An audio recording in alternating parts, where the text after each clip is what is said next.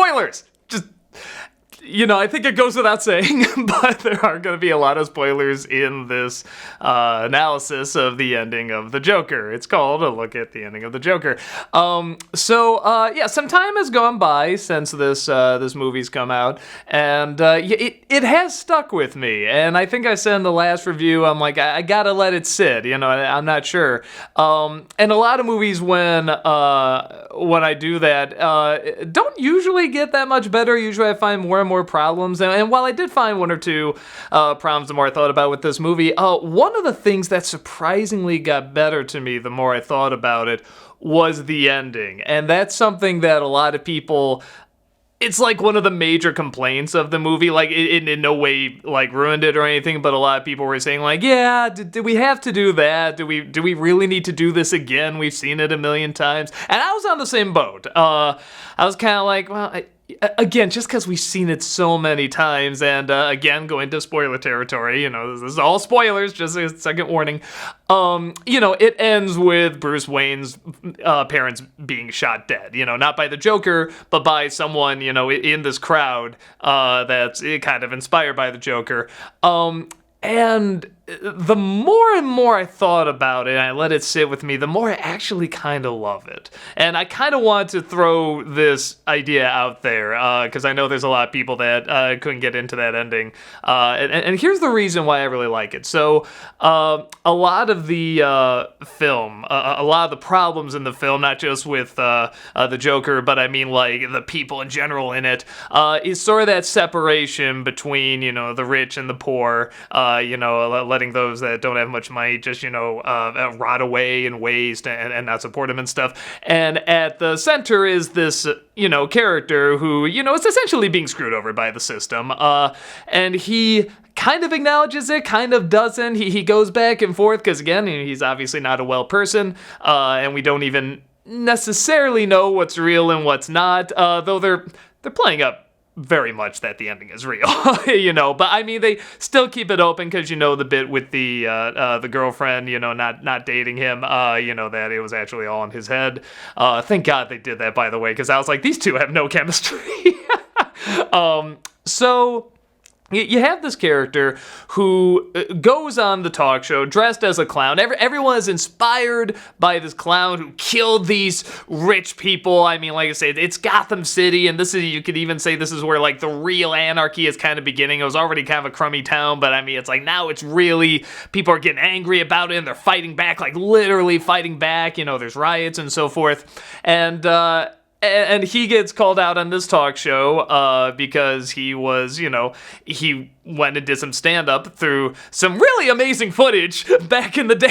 I mean, what kind of camera did they have to record that? But so he records this footage just totally bombing on stage. And this Rupert Pupkin pretty much shows it on his show and calls him in pretty much to make fun of him more. The one problem I have is that this guy clearly has a death wish, because if he's in like the makeup of this movement, they don't check him for weapons. He's like, "Can you call me Joker?" And he's just, "Yeah, let's do it. This is totally safe." So that's like my one thing where I'm just like, come on, they would have searched him for a weapon or something, but. So he goes on and he has this great conversation with the talk show host about, why he's dressed like this. And he starts to go into how he got screwed over and people picking on the little guy and stuff. But again, he goes back and forth. So, which I think is very clever. Like he's part of a movement, he's not part of a movement, which I think is kind of fitting of the Joker. It's, you don't necessarily want him in one thing. I mean, maybe you do, maybe you don't. There's such a great character, you can do a lot with him. So, like with The Dark Knight, is very much anarchy. He's all about anarchy. In the 89 Batman, his plan was anarchy. He makes art until someone dies. Like, that's just crazy. Both of those are great. And now you have a guy who kind of flip-flops back and forth between them. A wonderful, great version. And he goes on TV, he kills the host, on television, and there he's being arrested, and very much again, at least on the talk show, he talks about how he's very much been screwed over, and this is kind of his revenge. But again, he kind of flip-flops back and forth between, like, no, I just want to make people laugh. I just want to do my, little dance that goes on too long. But so at the end, he gets in a car crash while this big riot is going on. All these people have these clown masks, pretty much inspired by him, not knowing it's necessarily him, which I like too. But he is kind of, he gets in this crash and they bring him out and he has sort of the blood as the smile, and he gets up and he goes like that, smiling. And while that's going on, one of the people in the riot sees the Wayne family leaving Zorro the Cape Blade, which is just, it is so funny, because it's always Zorro that they're leaving, that's always the movie they saw. So at the time period, it's Zorro the Cape Blade. I just love that's the last movie that the Waynes saw as a family while they were alive. But so they go into the alley, and this guy, I'm glad it's not the Joker, but it's someone that's inspired by, the supposed movement of the separation between the rich and the poor and the classes, and he shoots the, Bruce Wayne's parents. Again, seen it a million times, and I at the moment was like, are we really gonna have to watch this again? I am so sick of seeing that. Yeah, the pearls, yeah, there they go.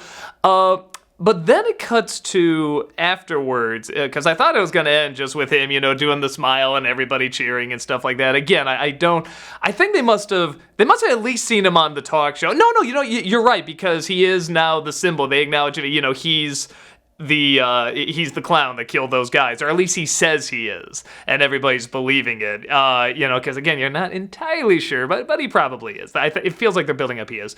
And you cut to him, now kind of this hero to these, people, even though he, again, goes back and forth. And he's in this mental asylum. He's there kind of snickering to himself. And the doctor says, "What's so funny?" And he says, "You wouldn't get it." And it cuts briefly to the Wayne family dead, the son, Bruce, being the only survivor. And he's just there looking on. And he's just thinking, he's like, "You wouldn't get it."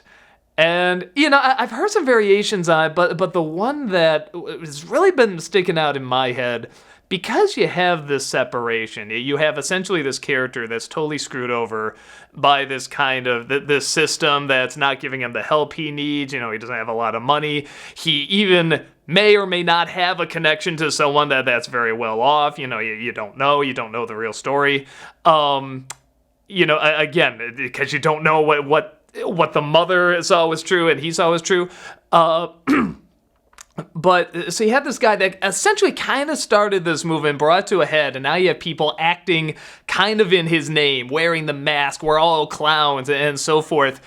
And now, and this, one of the members, of like the rich, the elite, the one that says, these people, they're overreacting, or it doesn't cause for murder, it doesn't cause for chaos, and say, come on, grow up and everything, is now dead. And the son is going to grow up, obviously, to be Batman, but he's going to be the defender. He's going to be the person that fights for the people who can't defend themselves, for, the people that are, that are being robbed, that are being taken advantage of. He's going to fight crime, people that can't fight for themselves. He's going to fight for them. And it was brought about by a person who was screwed over by this system, was screwed over essentially kind of by the rich. I mean, that's kind of the argument that, he's been making, and a lot of the people have been getting angry at and making riots about. So through this act of, fighting against the separation of the classes here, you gave birth to this character who is still going to be one of them. He's one of the rich, he's one of the elite, but he's going to fight for the poor. He's going to fight for the people who can't fight for themselves, and he's going to fight one of those people. He's going to fight the Joker. We all know this is where it's going to lead. Even if they never make a sequel, we know what's going to happen. He's going to fight the Joker. And the Joker is now like this symbol of, the people that everyone forgot about just going insane and fighting back and just giving into the insanity. And here's someone who's just given, just this terrible deck of cards as well. His family is dead and the kid didn't do anything. His family's just gone. And he's going to turn it into something positive, and the Joker's going to turn it into something, just crazy. Again, kind of like The Killing Joke, where it's like all it takes is that one bad day, and then these two different paths get going. And I love that idea that even though they're both kind of from this, I don't want to say similar ideology, but they're both, one very much is a product of the system, one is kind of the cause of the system, but instead of one being the hero, he's going to become the villain, and instead of one being the villain, he's going to become the hero. And that's funny. It's a funny, crazy-ass joke when you really think about it. And I think him sitting there laughing and really thinking about it, I don't think he necessarily thinks, this is going to be Batman. This is going to be the guy that's going to stop me. But I think he's thinking, wouldn't it be funny if he was? Or wouldn't it be funny if all of this insanity gave birth to a different kind of insanity, but one that's actually gonna be good, and I'm actually not the good, I'm the bad guy. And just the way it twists and turns, and even though I've been taking advantage of, and I fought back, I'm not gonna be the one to be the hero. I still did the wrong things, and here's someone else who's kind of gonna do the wrong things. He's gonna be a vigilante, but he's fighting for, the good of people. And you can very much see how this Gotham would turn into a world where the cops would be corrupted, or maybe even already are corrupted. So the more and more I thought about that, the more it really stuck with me, and I just learned to love this ending more and more. And everyone I kind of tell that to, they're like, yeah, I don't like that ending, and I kind of talk about it, they go, that's an interesting thought. It doesn't have to be your thought. If you still don't like that ending, you're sick of seeing them get shot. I mean, fair enough. I'm sick of seeing it too. I guess you could argue it doesn't necessarily have to be seen. I mean, it wasn't done especially well. But maybe because we've just seen it over and over. But I stand by this is definitely an interesting point of view that I think could add some weight to this story, at least to this scene that a lot of people can have a problem with because they're just so sick to death of it. It's like seeing Peter Parker get bitten by the spider. We've just seen it a million times, but it's still kind of an essential part. How do you get around that? The new Spider-Mans kind of did. Maybe you could have had them just go into an alley, a guy follows them, and then, when you see the Joker thinking, I just thought of a joke, you cut to him dead. Maybe that could have worked.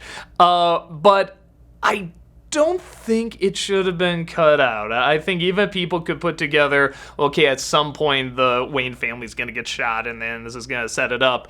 I still think that scene should have happened that night. It should have happened during the riot, and it should have happened by essentially one of the Joker's henchmen. I kind of feel like he's already looking over all his henchmen, or at least the first generation of people are gonna lead to his henchmen. So, and then of course you have him walking away with sort of the blood on his feet, and then running the other direction, still kind of making it funny.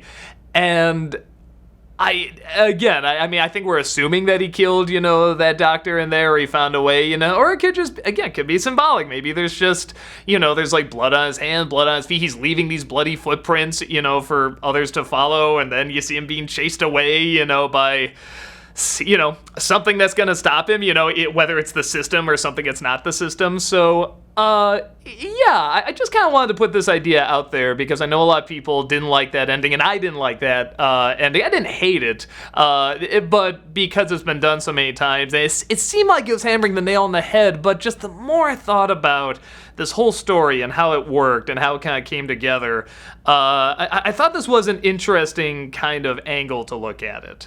Like I said, that's just me kind of throwing an idea out there. I don't usually go back and talk about a movie's ending or a specific part of a movie or anything like that, but this was something, just the more it sat with me, the more I really enjoyed it. I think this year, I know a lot of people are like, God, Doug, don't you like any movies this year? I'm sorry, I can't help who I am. I can only try to explain it. But if you like a lot of movies this year, please do. This was the only one that really, really stuck with me, really stood out.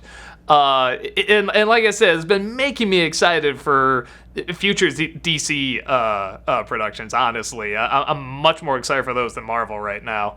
So, and Marvel's great, don't get me wrong, but I'm more excited for DC. I like the idea of, there's talks of, doing different Joker movies where it's different origin stories. I love that idea, and it's totally different from Marvel. I want to see more of that. I want to see them surprisingly not connect. I think they can, kind of like what they did with the animated DC movies, where it's like, yeah, it's the same characters and kind of the same universe, but not quite. Like it's a little different. Sometimes it's the same actors, sometimes it's not. It's just kind of a similar vibe.